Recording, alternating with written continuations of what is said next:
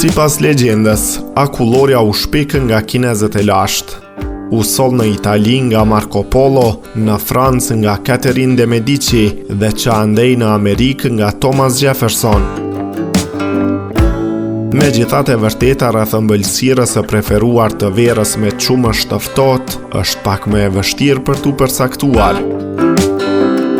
Pijet dhe ëmbëlsirat me akull kanë ekzistuar që të paktën në vitin 4000 para erës tonë, kur fisnikët përgjatë lumit Eufrat ndërtuan akullore për të zbutur vapën e verës në Mesopotami.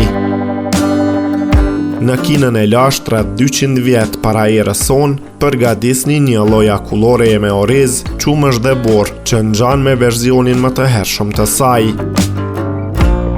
Akulloret e para evropiane me ujë katë ngjarë jenë prodhuar në Itali gjatë fillimit të viteve 1600. Përshkrimet e ëmbëlsirave me akull datojnë që nga vitet 1620 dhe deri në mesin e shekullit, ato ishin një tipar i banketeve në Paris, Firenze, Napoli dhe Spajnë, citon History.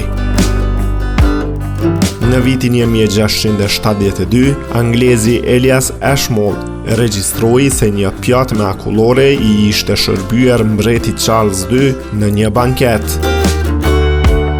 Në vitin 1694, Antonio Latini, një administrator napolitan, botoi një recetë për një pije qumshti të mbushur me kungull të sheqerosur.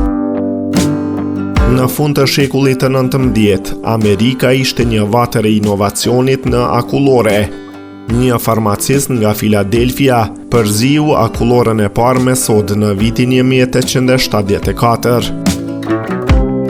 Gotat e para të ngrënshme të akullores u patentua në vitet 1880. Ndërsa kaushi u bë i njohur kur u prezantua në panairin botror të St. Louis në vitin 1904, dhe akulloria me kaush u patentua në vitin 1923.